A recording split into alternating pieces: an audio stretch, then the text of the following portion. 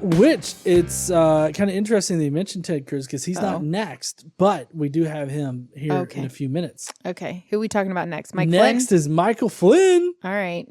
I guess a disgraced general. I feel like he should be disgraced. I mean, he's only out of the weeds because he was pulled out by wasn't he pulled out by Trump? Like he was pardoned or something? I don't think he got a pardon. I don't remember. I don't even remember.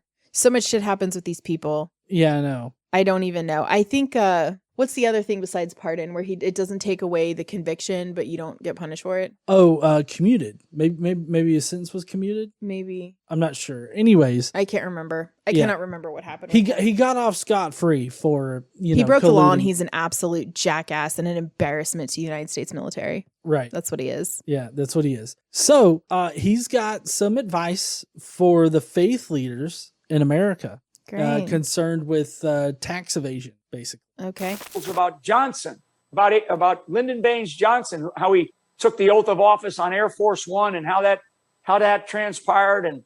And Mrs. Kennedy, Jacqueline Kennedy, was there standing there with her blood-soaked dress on. And I started to think about Johnson because I have studied the Johnson Amendment. And Johnson took our ability to our religious, faith-based leaders, their ability to be able to talk about politics because of this Johnson Amendment, but yet it's never been really challenged. And that's Lyndon Baines Johnson, a Democrat who created the Johnson Amendment out of a vindictiveness because of a pastor in his own community that went against him when he was trying to run for Congress. So all of a sudden he becomes the president of the United States through the means of Kennedy being assassinated. And one of the things that he creates, among others, is the Johnson Amendment. Well, pastors, you can talk about the Constitution from the pulpit. You can clearly talk about the Constitution from the pulpit and what the Constitution of the United States of America allows us. Do not be afraid. In fact, be fearless about it.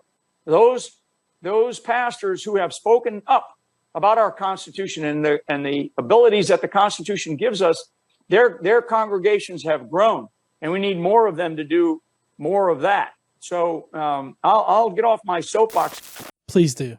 Just shut the fuck up. Well, it also doesn't say that you can't talk about the Constitution. No. So just for anybody that doesn't know about American politics, that doesn't really know about politics in general, the Johnson Amendment is basically a tax thing. For 501c3. For 501c3 organizations, and not just religious organizations either.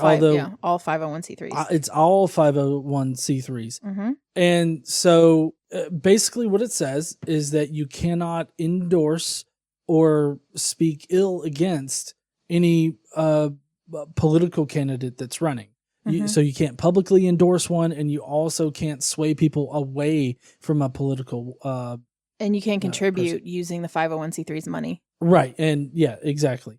So that's what that's about. It's not about whether or not you can talk about the Constitution. It's not about whether or not you can talk about any other, separation of state kind of issue, separation of church and state issue up there. So the things that he's telling people to speak up about is not going to violate the Johnson Amendment. So I don't know why he's targeting the Johnson Amendment for things that they wouldn't use the Johnson Amendment to, take away the 501c3 status for. And the Johnson Amendment hasn't been enforced for years because Trump told the IRS not to go after churches for violations of the Johnson Amendment. So you can go on, I've done this, I've done this. You can go on to the IRS's website and pull a form and submit it to report violations. So I've done that for churches here in Alabama, and you send them documentation of them violating the law and fill out this form and you send it in. They send you a letter back that basically says, we've opened a case. You'll never hear about this again. Yeah, exactly. And I mean, because they're not allowed to talk to you about it, but they open an investigation, they do their investigation, and then whatever they find, they close it. They never come back and tell you what happened, but they were basically told to ignore any violation reports. Mm-hmm. I think it was via executive order. Yeah. I think that's how he did it. Because he can't actually repeal the Johnson Amendment. No. He would have to. It would have to be something passed through Congress. Well, yeah, because it's part of the tax code. Right. And we all know how hard it is to change fucking tax code. Yeah. Apparently.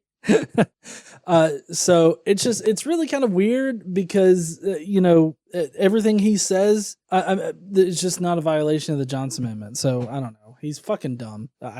That's not something that should surprise us either. Him being fucking dumb. It's frustrating. It's frustrating that somebody that was in the position that he was in the military is this susceptible to a cult. You know what I mean? Like, I don't know. It's very frustrating. Yeah. Anyway.